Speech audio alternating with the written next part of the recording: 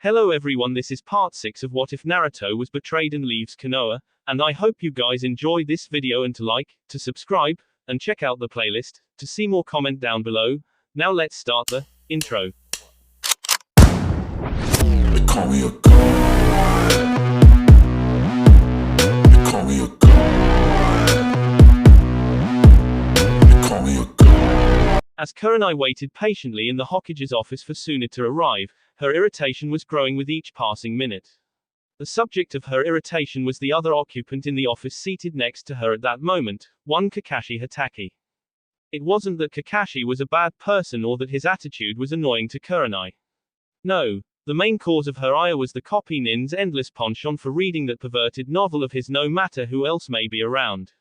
Women, children, it didn't matter who was in Kakashi's presence. He would just continue to read his pornography, oblivious to anyone around him who might be offended by that smut. And nothing got under Kurenai's skin more so than perverted behavior. Just as she was about to angrily tell a giggling Kakashi to put that book away, Tsunade walked into the office and beat her to the punch by growling. Kakashi, put away that damn book before I ban its possession in the village for good. Kakashi pulled the book back to his chest protectively and stammered in disbelief, as he held tightly to his most precious possession. I don't want Jiraiya's legacy to be tied to those damn books of his. His legacy should be him looking down from the heavens and seeing his last pupil become Hokage. Tsunade shouted at Kakashi while trying to hold back her tears at the remembrance of her lost teammate, friend, and love. The mood in the room had instantly turned somber. I understand, Hokage-sama, Kakashi solemnly replied while tucking his book inside his Junin vest. Taking a moment to calm down, Tsunade sat in her chair. Now, I have called you both here to assign you a missing nin retrieval mission. The two Junin exchanged a glance before looking back to the blonde Hokage. You both are two of my finest Junin, and because of the personal relationships you have with these missing nins, I feel you have the best chance for success in bringing all of them home.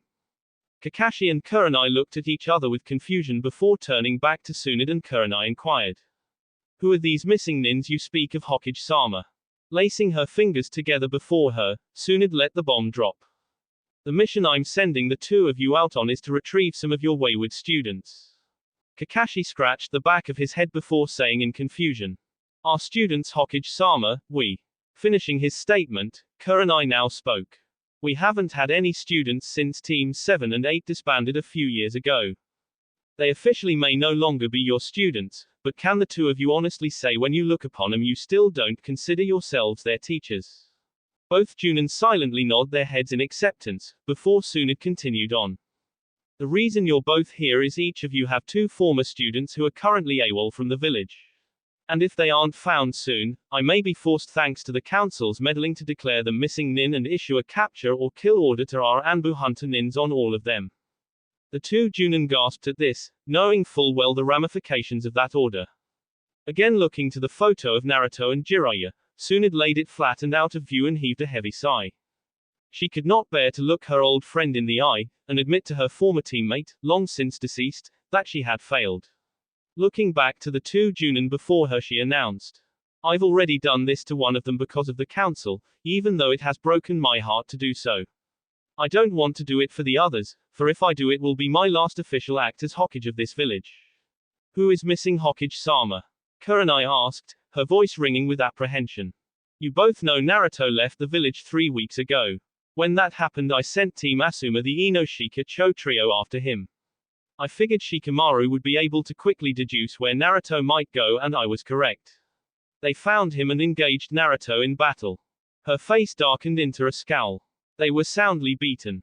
Kurenai stiffened slightly at the mention of Asuma's name. They had only just begun dating when he lost his life while on a mission at the hands of the Akatsuki member Hidden. She missed her fellow Junin and friend and would wonder sometimes what could have developed between the two of them had he lived. She was broken from her train of thought by Kakashi's voice. How badly were they hurt, Hokage-sama? Kakashi asked. At this, her tone lightened somewhat. Surprisingly, or maybe not, they did not suffer any major injuries. Chuji was the worse off, but only because he attempted to kill Naruto when he thought Naruto had killed Shikamaru. Looking out into the morning sun via her window, Tsunade sighed for what felt like the millionth time before she resumed speaking. Apparently Naruto held no desire to hurt or kill any of them, for if he had they would be dead according to Shikamaru. He's that strong? Kurenai asked her fellow Junin. Kakashi merely nodded his head before Tsunade continued on. After that incident, I recalled Team Guy who I had also sent out in search of Naruto, lest they get injured in trying to apprehend him. It was after this that several members of both your teams began going AWOL. Who? Both Junin asked in unison. Again she dreaded her own words. Ill tidings of bad news were all that seemed to convey these days. Well, first it was Hinata. Apparently life as an Inuzuka was not appealing to her, as indicted by the note she left to Kiba. What? Did it say Hokage-sama? Kurenai hesitantly asked. What you would expect from Hinata, that she tried to make the marriage work and that she did love Kiba but only as a close friend. She blames herself for not standing up to her family and going through with the arranged marriage. She knows her leaving will cause Kiba pain and she hopes he can forgive her. But she must find the one man who has always held her heart and if she can bring him home. However, if she can't, then she will not be returning either, etc., etc. Kakashi shook his head sadly at the potential loss of another shinobi, as he thought. What is this village coming to?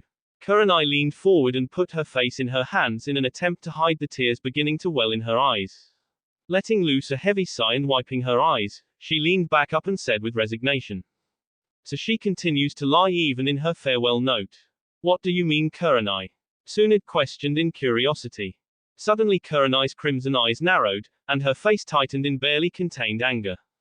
What I mean is that Hinata's marriage was a farce from the very beginning. I know how much Hinata loved Naruto 3 years ago and she would never betray him the way she did unless her father somehow forced her to. I remember questioning her about why she was suddenly marrying Kiba, but all she would say is she had no choice. And no matter what I said or how hard I pressed her, Hinata wouldn't elaborate further. The pressure Hiashi and her clan put on Hinata for that marriage was tremendous. But Kiba was under no such pressure from his clan, and he knew she loved Naruto and not him, yet he still went through with the marriage. I'm more disappointed in Kiba than I am in her for going through with the marriage and I'll never understand why did he do that to her. I'm surprised she made it 3 years. I know how miserable Hinata has been during her marriage despite the brave facade she put up for the public when she was with Kiba. The timing of her departure is curious considering her sister Hanabi and Konohamaru were married just 2 weeks ago. Tsunade commented in deliberation. Alas, this brought Tsunade to the second part of the tale. Well, speaking of Kiba, before you start this mission you might want to talk to your lone remaining student, Shino, about him, Kurenai. According to Shino, Kiba is not handling Hinata leaving very well.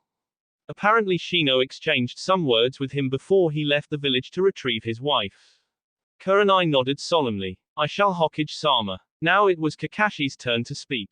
I already know about Naruto, Hokage-sama. Which of my other students is missing or is it both of them? The lazy Junin asked with interest. Sakura we suspect left before Kiba did to go after Naruto. As for Sasuke, he begged me to let him go and find Naruto, so I sent him on a mission to retrieve him within 2 weeks. And? Asked Kakashi, suspecting there was more than he was being told. There was. That 2-week time period ended over a week ago and I told Sasuke if he was unable to accomplish his task, then his orders changed from retrieval to a capture or kill order for him to execute. Tsunade replied with sadness while dropping her head in shame. You did what? Kakashi exclaimed leaping from his chair. Tsunade leapt up as well easily 10 times as angry, as made evident by the tears sparkling in her hazel eyes. You think I wanted to? As long as Naruto has the QB sealed within him, he is a dangerous threat to our village but more importantly he is in danger himself. Madara Uchiha and the rest of the remaining Akatsuki are still out there trying to capture Naruto and we cannot allow them to get a hold of the QB. Panting heavily from the intense burst of anger, she took a deep breath. You know what will happen if they do? Naruto will be killed anyway and they will have the most powerful Biju at the disposal and we would be finished. Tsunade shouted as tears streamed freely down her face. Kakashi saw the pained look on the face of Tsunade and knew what she had ordered was killing her on the inside. As much as he wanted to refute her argument, he found that he couldn't. Balling his hands into fists in frustration, he finally sat back down and said with stoicism. I understand. Hokage-sama. I hope so, Kakashi, because I'm issuing the same capture or kill order to you. Unless you think you can bring Naruto back alive, then there is no other way, He will have to be eliminated. Tsunade stammered, her voice tinged with despair. Kakashi could only stare at Tsunade in absolute shock and anger that she would issue that order to him as well. Gripping his fists even tighter, it took all of his strength and will just to keep his killing intent in check and say through clenched teeth behind his mask. Hi, Hokage-sama. Tsunade knew Kakashi hated her at that moment and she didn't blame him one bit. But she had a duty to perform as Hokage to always protect this village no matter the threat. Tsunade just never imagined that the threat could ever possibly come from Naruto himself. Dismissing Kakashi and Kurenai and watching them head towards her door, she suddenly remembered one more thing and ordered them to stop before saying, I was so focused on your students, I nearly forgot to tell you this. Ino Yamanaka also went AWOL a few hours after Kiba did, so she is also roaming around out there searching for Naruto. Bring her back as well. Kurenai arched a dark eyebrow. Ino, why is she searching for Naruto? I don't know for sure, Kurenai, but I suspect it's for the same reasons as Hinata and Sakura. I understand, Hokage-sama. Kurenai replied with a mild blush to her face. Turning around to exit the office with Kakashi, the two Junin heard their Hokage shout out a desperate plea. Please, please bring all them back home. The two Junin turned back to Tsunade and both nodded in affirmation before leaving on what may be the most important mission from a personal standpoint of their lives. Ino was amazed at how effortlessly Sasuke was still jumping from tree to tree through the forest. Kami, how can he keep going? They had been traveling most of the morning and even though Ino had improved her physical skills greatly since their younger days, fatigue was beginning to slow her down. Looking up towards the sun, she took note that it was around midday and called out to Sasuke. Sasuke, it's midday, can we take a short break and have some lunch? Sasuke looked to the sky and then back to Ino and nodded his head before pointing to a small clearing by a creek. A moment later, both Leaf Shinobi landed in said clearing and sat down, each one leaning against a different tree. Both Ino and Sasuke broke out their field rations and ate quietly, their thoughts primarily on Naruto. After finishing their meals and refilling their canteens from the creek, they sat back down once more as Sasuke pulled the sword he carried off of his back and examined it closely, looking it over with a keen eye, as if searching for something. Ino's inquisitive nature came forth when she saw the obsidian-eyed man across from her looking at the blade. I don't remember you carrying a sword before, Sasuke, is that new? It's not a sword, Ino, but a zanpakuto, and yes, it is new. The blonde persisted, her curiosity not satiated in the least. It looks very old, where did you get it? It is old and very powerful as well. I just recently acquired it from a man by the name of Byakuya Kuchiki. The Kuchiki clan, I've heard stories about them. They belong to that Soul Society cult and supposedly hunt down these demon thingies. A perplexed look then appeared on Ino's face as she asked. But why do you need a weapon that kills demons? Sasuke glanced at Ino's eyes briefly before quickly turning his head to the side and remained silent. It was at that moment Ino's eyes grew wide with startled horror, and she realized why Sasuke had that sword. She rose to her feet, her body shaking as tears began to well in her eyes, and pointed accusingly at the Uchiha and screamed at him with hate. You lying bastard. You told me you were here looking for Naruto the same as me, but you're not. He opened his mouth to speak, but the blonde Kunoiki spat in his face. You just want to find him so you can kill him. Sasuke wiped the saliva off his face in disgust, before vehemently saying in denial. It's not true, I swear it. I'm here under orders from Hokage Tsunade to find Naruto and bring him back to Konoha. Sasuke pleaded while leaping to his feet. Then why the need for the sword? She hissed out, not convinced in the least of his intentions. Sasuke turned his head to the side once more and looking to the ground spoke in a choked voice, the words visibly painful for him to speak. I need the sword because if I am unable to convince Naruto to return to the village, Tsunade has ordered me to eliminate him. Ino shook her head in disbelief, refusing it to be true. I can't believe that old hag would order that, I thought she loved Naruto. And then, she vented on him once more. And you of all people to do it. Haven't you already hurt Naruto enough in your life, Sasuke?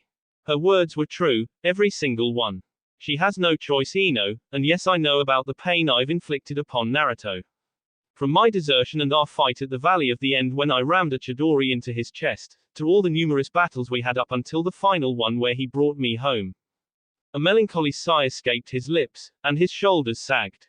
I know I've caused him a great deal of pain.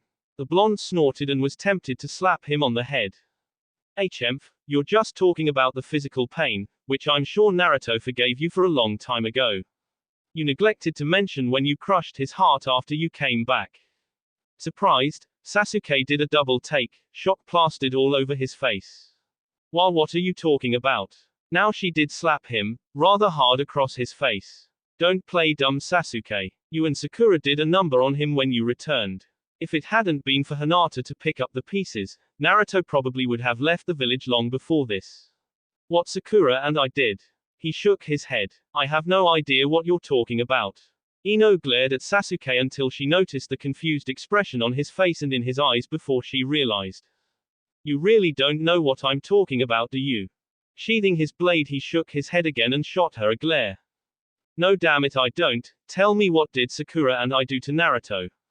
You took your best friend's girlfriend from him the day he was going to ask her to marry him. That's what you did, Sasuke. Came her violent reply, one that made the anger upon his face die, abruptly replaced with horrified realization. Gee, girlfriend, you mean Sakura? No, that can't be right. Sakura told me she and Naruto were just friends when I returned. Friends, friends, friends. They dated for almost 3 fucking years before you came back, Sasuke. Ino shouted in his face. You're lying. Sasuke accused the Yamanaka girl before she forcefully shoved the stunned Uchiha back first into a nearby tree and screamed. They started going out shortly after he returned from his training with Jiraiya-sama. Believe me, I know, I had to listen to Sakura for 3 years talk about how wonderful Naruto is and how much she loved him and how much he loved her. Sasuke refused to believe it and shaking his head rapidly in denial stammered. That can't be true. Sakura told me she had loved only me and had waited for my return. HMF, if that's true, Sasuke, then I guess Naruto wasn't the only one Sakura played for a fool. I still remember the very day you and Forehead Girl destroyed him. I was working at the hospital that day. Leaning against the tree with his arms crossed over his chest, Sasuke listened intently to the tale. I remember when Naruto came in and showed me the engagement ring he had gotten for Sakura. It was a week after he had brought you back and you were still recovering from your injuries. Well, he mused, so far she has the timeline right. Naruto wanted my opinion if Sakura was going to like the ring or not, and it was a beautiful ring, by the way. I don't know where he got it, but it actually had a pink hue to it. Sakura would have loved it. A faraway, semi-sad look appeared in her eyes now. I then remember Naruto asking where Sakura was, as he wanted to ask her right away. I told him she was in your room down the hall, and do you want to know what his response to me was? I remember it word by word to this day. Awesome, I can ask Sakura-chan to be my wife and the team to be my best man all in one shot. I then watched Naruto run down the hall and open the door to your room, but he didn't go in. Horrified guilt began to clutch at Sasuke's stomach, tying it into a tight knot, as Ino described every explicit detail.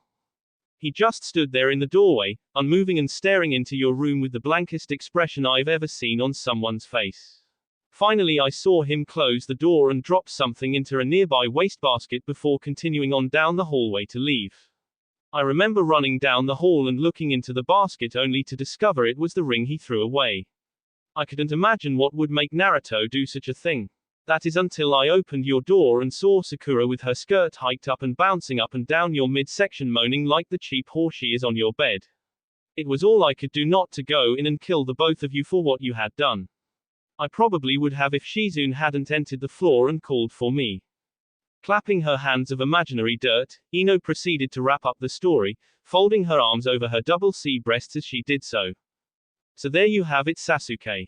I'm sure a chidori to the chest is quite painful, but it's nothing compared to the pain you inflicted on Naruto that day of seeing his supposed best friend and brother fucking the girl he had loved his entire life. The same girl he had decided he wanted to spend the rest of his life with. Sasuke dropped to his knees as memories of the day Ino was speaking of came flooding back into his mind. He had been in the hospital recovering from the wounds he had received from Naruto in their final battle. Sakura had taken care of him practically 24 hours a day during that week.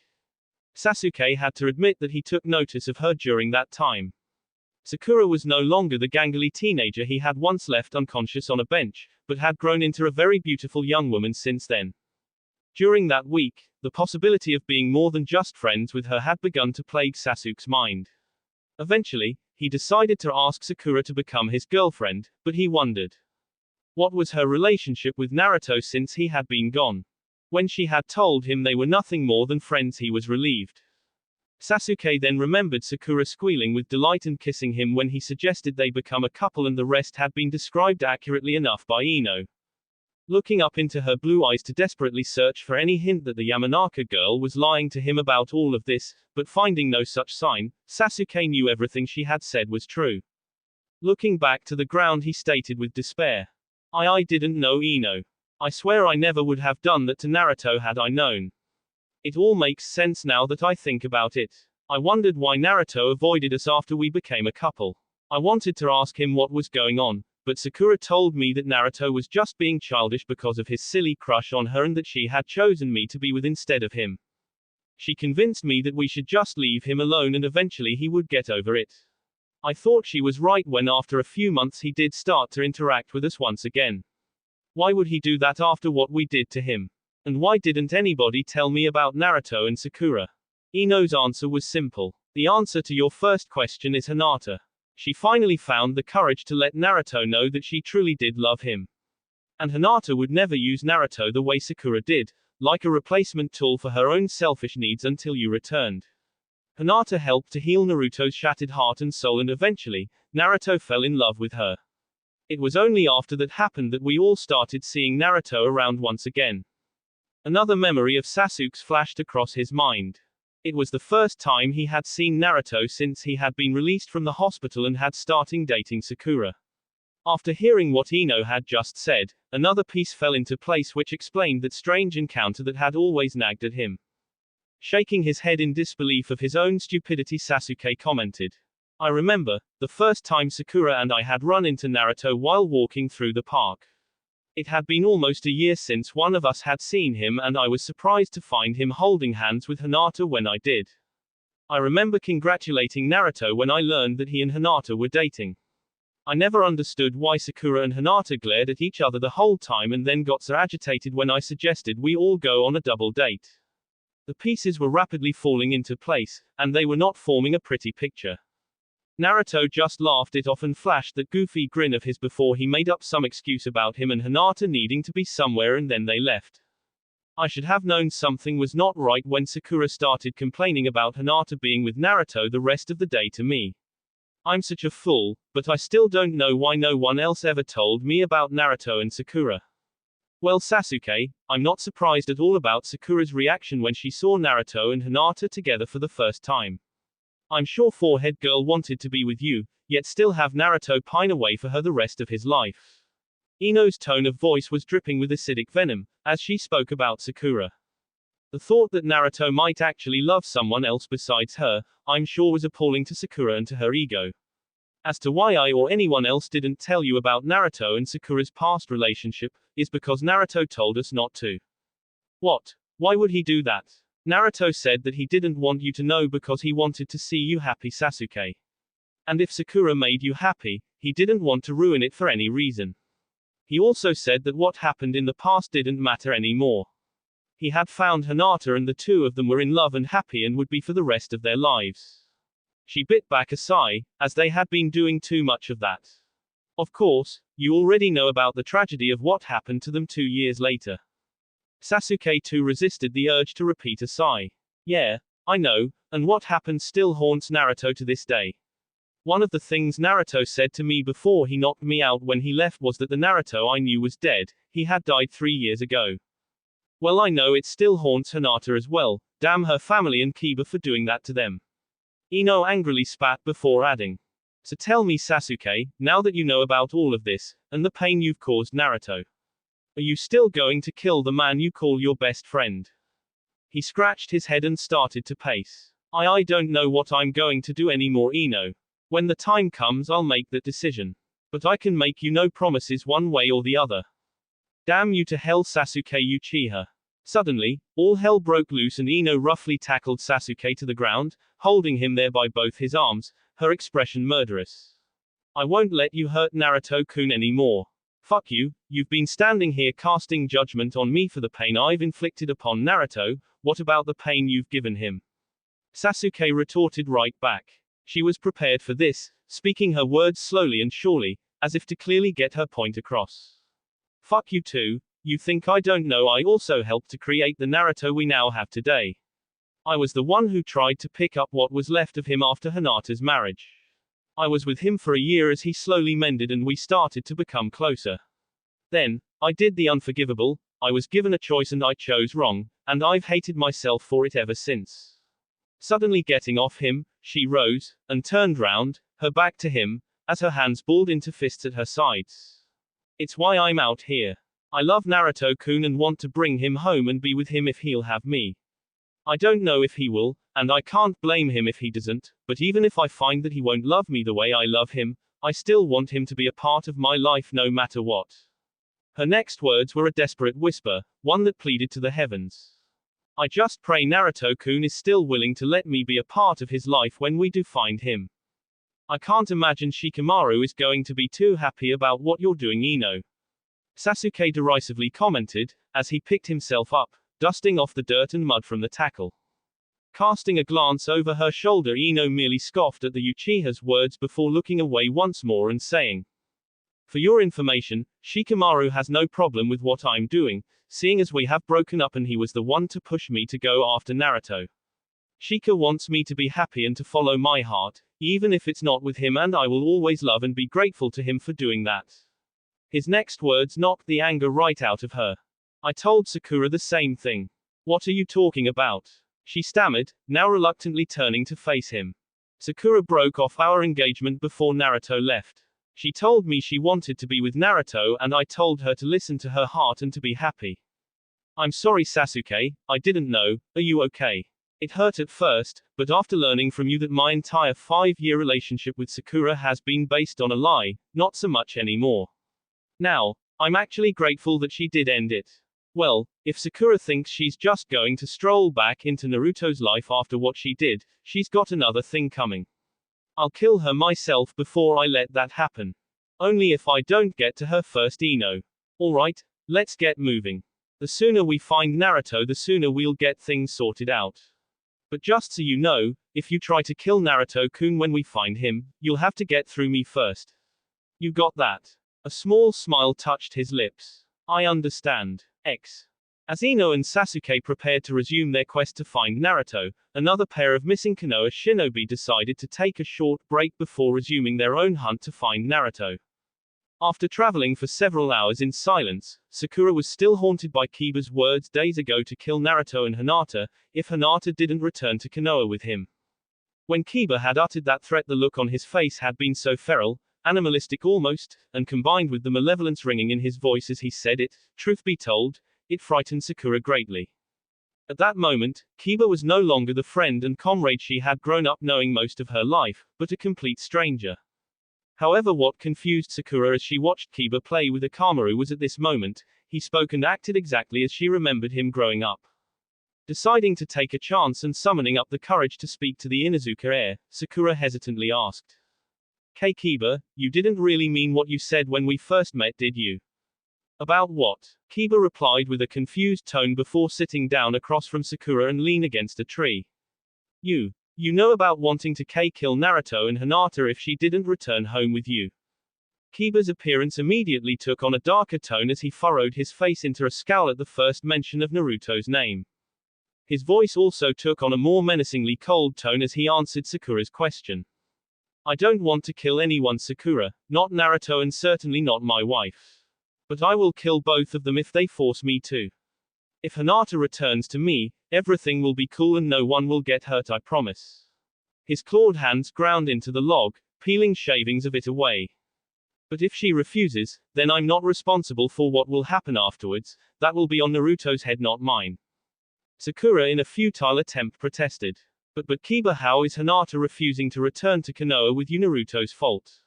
He didn't kidnap or take Hinata when he left, from what you've said Hinata went after him on her own.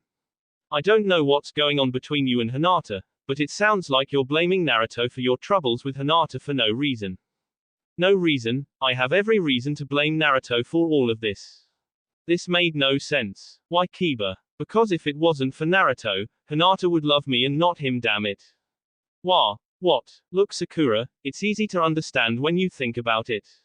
Hinata is my wife, not Naruto's. She needs to learn to love me and not Naruto, but how can she do that with him still around? A faraway look appeared in his eyes, and he let out a happy sigh. I was so fucking happy when I heard Naruto had left the village. I knew with him gone, Hinata could finally start to love me like she is supposed to instead of him.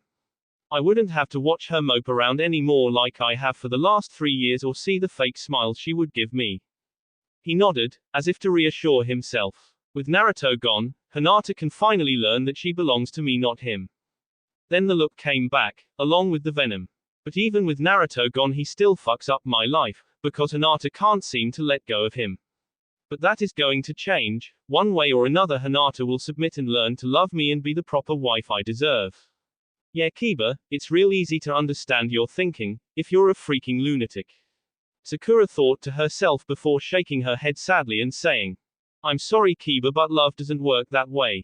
You can't force or teach someone to love you if they love someone else. Even if they're not together, Hinata loves Naruto. Whether he is in the village or not isn't going to change that fact. A person won't learn to love someone, if their heart belongs to another, no matter how hard they try. Believe me Kiba, I've spent the last 5 years of my life learning that lesson the hard way. You know what Sakura? I don't care what you or Shino or anyone else has to say about this. Hinata belongs to me, not Naruto, and once she learns that, everything will be fine. Kiba, you talk about Hinata like she's some sort of possession. Women aren't objects, you can't own them. His rage nearing a boiling point, Kiba leapt up from the log, growling fiercely as he glared at her. Grr, I'm tired of talking about this. This conversation and you Sakura are starting to piss me off. You're either with me or against me on this. Are you going to help me with Hinata or not? Sakura looked up at Kiba's face and saw it had taken on that feral appearance she had seen when they first met. And that malevolent and venomous tone had returned to his voice, which was even causing Akamaru to whimper. Sakura realized she may have pushed things too far and needed to choose her next words very carefully. Taking a moment to compose herself, she said in as calm and steady a voice as she could muster. I'm with you Kiba, and I will help you with Hinata once we find her. Then, as if someone had flipped an unseen switch on Kiba, he smiled brightly at Sakura and said in a sweet voice. Well, come on, let's get moving again. As Sakura watched Kiba begin to repack his supplies, while she did the same, she mused to herself. I'm with you Kiba, you psychotic lunatic, only because I need you right now. But once we find Naruto, all bets are off. When Naruto emerged from the portal, he took a look around, eyeing the terrain warily, or rather the lack of it. The portal shrank to nothingness behind him and he found himself standing atop a cliff, before peering down over it to behold a rolling black sea with waves crashing against the rocky shore, casting a salty spray into his face. Behind him was but a rocky plain, nothing to be seen for miles on end. Rain poured down and thunder crashed in the pitch-black cloudy sky, followed by lightning moments later, and he looked up and closed his eyes. Naruto let the water wash away the blood-stained filth of his clothes, his hands hanging loosely at his sides, water beading off his mask and into his face, as the gore was washed away from him. Grasping his blade, he suddenly noticed that it felt lighter. Looking down at it, he arched a surprised eyebrow, as his blade seemed to have changed somehow, although he was not aware of when that had taken place.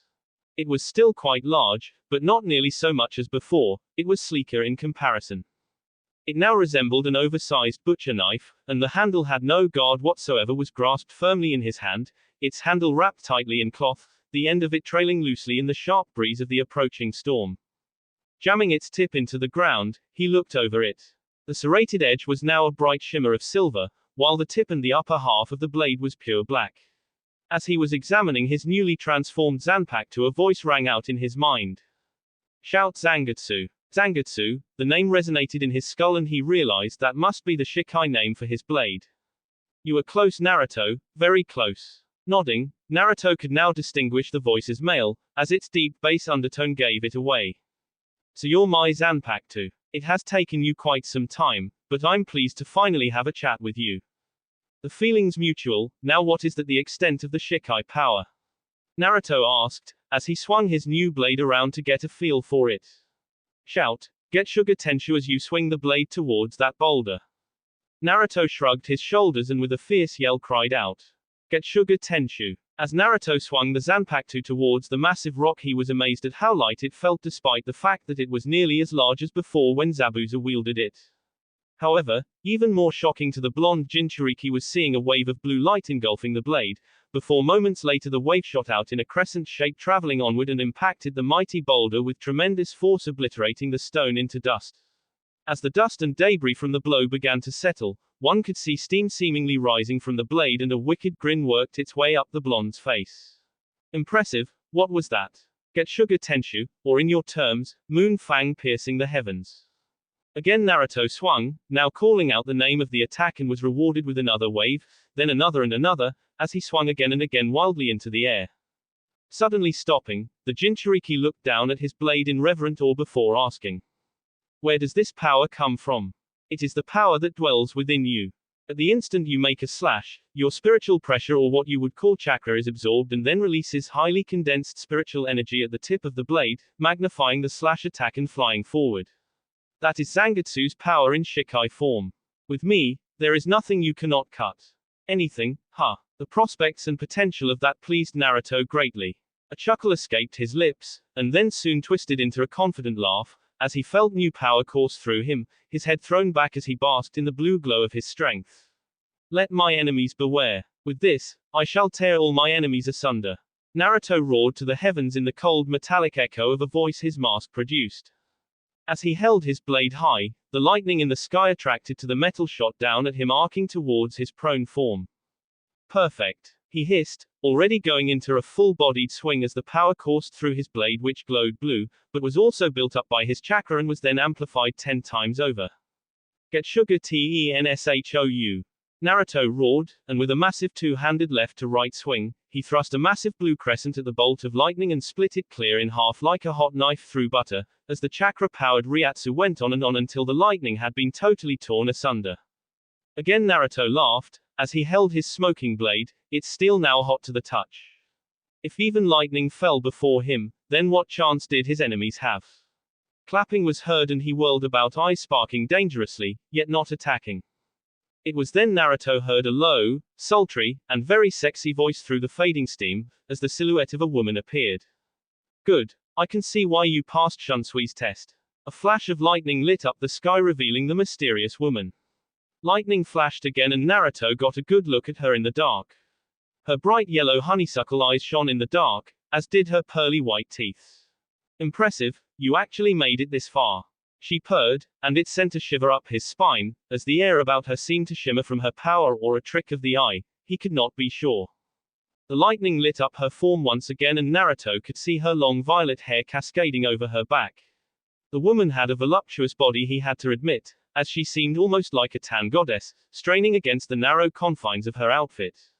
Her clothing consisted of a basic black tank top with no back or sleeves, and long spandex pants that were also strained taut against her form. Her arms were not bare, but each was wrapped in a tan material from her elbows to her wrists, as purple crisscrossed lines set upon the fabric of her cloth armguards.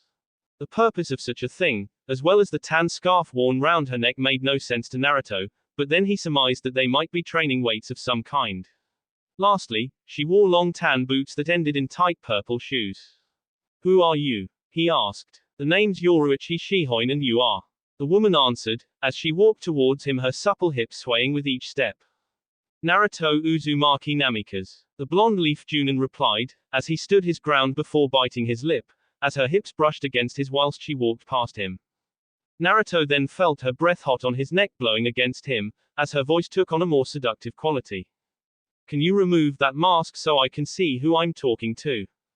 Naruto hesitated a moment before deciding no harm could come from revealing his face to this woman, and he lifted his mask off of his face. My, I've never had such a handsome guest before. Yoruichi cooed as she walked around the blonde Jinchuriki, looking him over in a lascivious fashion.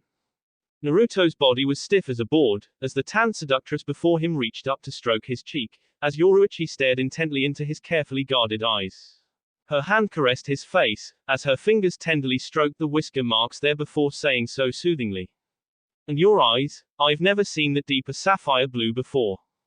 Try as he might, Naruto was unable to tear his gaze away from the woman before him, as his mind and body seemed paralyzed by her. Yoruichi's hands traced his jawline before she suddenly gripped the back of Naruto's head and placed one of the most soul-searing kisses one can imagine onto his lips. A clearly shocked Naruto quickly succumbed to the pleasurable feeling now coursing through his body as he wrapped his arms around Yoruichi. Lost in the moment, Naruto began to open his mouth and moaned when he felt Yoruichi's tongue lick at his lips asking for entrance. As Naruto began to comply with her wishes, an image of Hinata flashed through his mind and summoning his waning strength of will he placed both of his hands on her shoulders and gently pushed her away as he said, "Don't." Smirking, she suddenly spun round, her hand moving incredibly fast before stopping inches from his face. "You didn't attack," she stated, her face betraying nothing but mild amusement despite the passionate kiss she had just given him. "I don't hit girls, even when they try to tempt me like that," came his easy reply, for the latter was true despite the fact that the kiss had badly shaken him. A noble and chivalrous answer, Naruto Uzumaki Namikaze, but it's ultimately foolish action on your part to do. Yoruichi then got into an attack stance, her cat-like eyes glinting mischievously, as she took several steps away from him. "But this time I'm not going to stop, so you had best defend yourself." Naruto reached for his mask and pulled it back down, while assuming a more aggressive stance. He loosened the wrappings upon his hilt then slowly began to wind Zangetsu about, until it spun from his right hand in a steady hum. Once he achieved the desired momentum, he tossed the blade far out onto the stony plain, where it landed with a metallic clang, as it was embedded point first in the rock, safe from the possibility of falling into the stormy sea below. "Why did you do that?" "Because you are unarmed, therefore I had an unfair advantage. I told you before, your chivalry is misplaced in this situation," the Neko woman stated, as an aura of white flickered about her, whilst a familiar red silhouette crept up Naruto's form. Thunder rumbled, and lightning lit up the sky in a bright light, as a geyser of a twister formed in the distance and set upon the foreboding sea. "Here goes." Suddenly, the thin white aura around Yoruichi exploded into a blazing white aura of energy that lashed out at anything within striking range. Its cutting power so fierce it easily carved large furrows into the stone face of the land. It even rivaled the lightning, shooting up into the clouds in haphazard bursts and occasionally lashing out at Naruto, who nimbly sidestepped each blast, while focused on Yoruichi the whole time. Momentarily, Yoruichi controlled the chaotic Kidu and the orange jacket she wore was shredded to pieces by its energies, as the torn shreds of cloth were caught up in the winds and then torn to nothingness. Gritting her teeth, she let out a loud shout, and then the area around her exploded into a 10-foot crater, which Naruto leapt back from. As the dust cleared, Yoruichi sported a wicked wild grin, as her violet hair somehow still bound in its hair tie, whipped about her chaotically. Her arms, formerly held out at her sides, were now held before her in her traditional fighting stance, as stones rose from the earth beneath her and then were crushed into nothingness by the sheer pressure of her energies. Shunko. Flash release. Naruto just laughed, and crossed his arms before him in an X. "You think that's special?" The air shimmered about him, tearing at the cape he wore and shredding it away, much like Yoruichi's jacket. "Let me show you something." Crimson crept across his blue eyes, staining them ruby red, as his pupils dilated, now black slits against his red demonic eyes. Yoruichi arched her violet eyebrow, and stood her ground as the Kyuubi cloaked enveloped Naruto. Twin tails of red chakra formed behind him, and were swaying slowly back and forth in the wind, as his red eyes bellied the ferocity that now gripped his very soul. "What the?" Naruto slowly gnashed his teeth together in mild pain, as his canines elongated, slowly changing into wicked fangs. A wicked laugh rose from his throat, causing Yoruichi to give pause and think. "That is truly unique," Yoruichi murmured to herself. Flexing his hands, Naruto could feel his fingernails sharpening until they could no longer be called such, and were now more like deadly claws, which were more than capable ripping out a throat in a matter of moments if he chose to do so. Clenching them into fists, he pierced the skin of palms, pain coursing through him as he left puncture marks behind that healed almost instantly, despite the blood dripping down upon the stone. 2 red ears of fox chakra finished the cloak and fully enveloped Naruto, as the changes neared the final stages. The whisker marks upon his face deepened, changing from mere slits to large deep furrows upon his face, his eyes narrowing dangerously, his heart rate quickening with a sickening rush of adrenaline. Naruto's short blonde hair, Roughened, for that is the best way to describe it, as it warped from spiky tame hair to something wild and unruly sticking out in every direction behind his mask. The earth seemed to quake beneath him in fear, as the storm raged above them. A raw testament to the power he was building up. His voice, once calm and collected, was now filled with wrathful fury. Now fully powered by the Kyuubi, Naruto looked Yoruichi's stunned face as she surveyed the changes he had wrought upon himself. Somehow, the surprise his opponent's faces of his transformation never got old for him. However, the odd thing here was that she was smiling, not a single trace of fear shone upon her lovely tan face as she spoke. That's an unusual technique, but something tells me there's more to it than just a fancy light show. Naruto gave a chortled laugh, but its tone was dark and sinister. Red light mixed with white, illuminating the space between them pink in color, as the earth under them began cracking and crumbling under the combined pressure of their powers. Then prepare yourself. Swaying from side to side and grinning, Yoruichi waved him forward and quipped. Enough chit-chat, fox boy, let's do this. Each took a step forward, and then blurred out of sight before reappearing in the center, tightly clasping each other's hands hard enough to draw blood, their eyes narrowing, mouths set in a grim line, a power struggle now in the works. Naruto smiled first, exposing his canines, and his opponent mirrored him, as a shout worked its way up their throats, and ripped its way out of their mouths, their respective auras flaring bright in response. Lightning crashed through the sky, as the ground buckled further from them.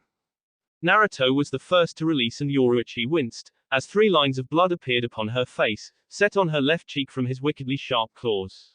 However, moments later he doubled over from a vicious kick in the gut, one that collapsed his stomach inward, before he disappeared from sight, now coming from behind her.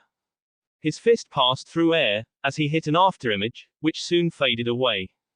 Damn, she's fast. Cursing, he too dissolved as Yoruichi phased behind him, her mid-air spin kick slicing through a translucent version of him as well. Yoruichi just smiled, disappearing as Naruto slashed down where her chest would have been, had she not used an afterimage.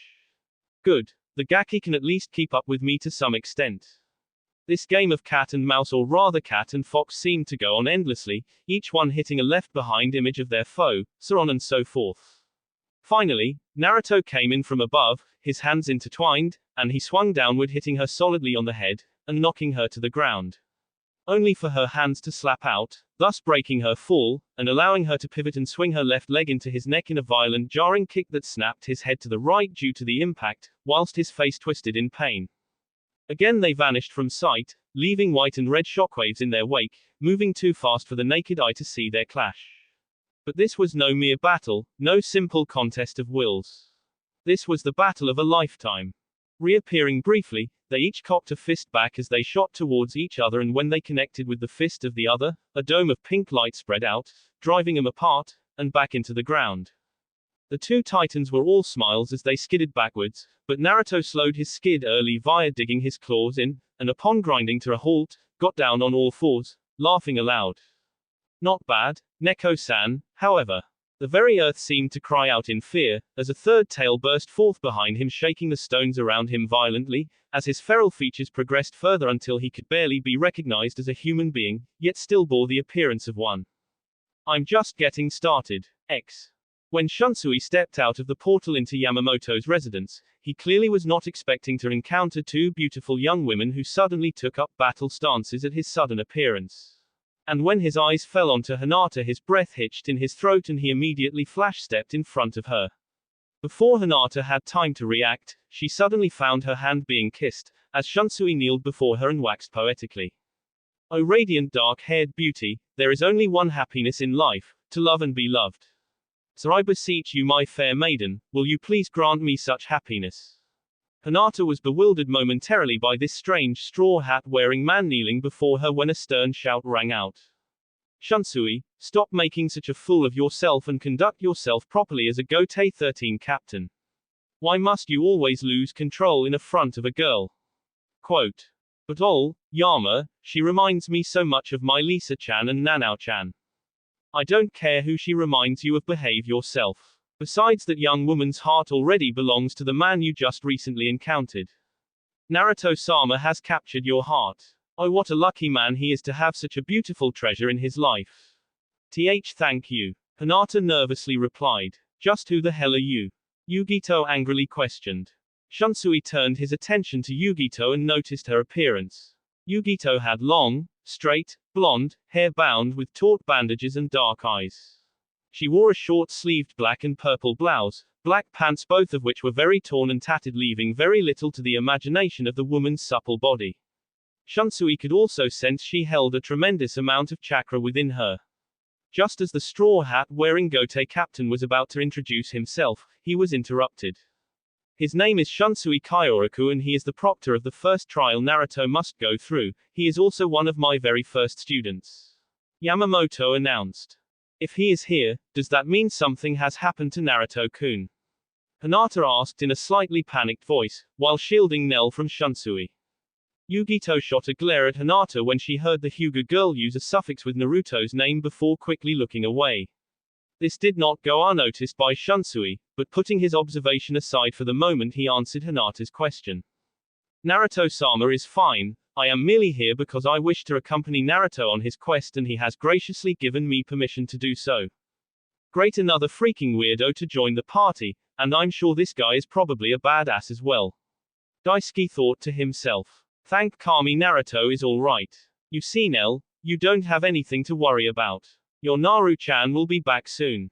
The little green-haired girl merely looked up and smiled at Hinata's words before pumping her fist in the air and yelling. Yare, Naru-chan will be back soon, believe it. An Arrancar. Shunsui exclaimed in surprise. Yes, an Arrancar, Shunsui, but she poses no danger. Now, since you are here, am I correct to assume that young Naruto passed the first test and has already begun the second trial? Yeah, he should already be there. By the way, Yama, what is the second trial anyway? The second trial is of desire and whether or not he can resist it. Interesting. Who'd you get to handle that test, Rangaku, Soifon? I know there's no way you could have gotten Urohara to do it. Indeed, no, the individual who is running that test volunteered for the assignment. She is one who enjoys the hunt more than the possible reward. Shunsui thought about what his mentor had just said for a moment before his eyes lit up and he stammered. You don't mean it's Yoruichi running that test? A single nod from Yamamoto answered the question before Shunsui slapped his hand to his forehead and exclaimed. Oh brother, Naruto doesn't stand a chance against resisting her. That statement made both Hinata and Yugito a bit nervous, before they both released some killing intent towards the straw hat-wearing captain and asked with a bit of edge to their voices. Who is this Yoruichi? That will be it for this video. If you want more, comment down below, like, subscribe. And see you guys later.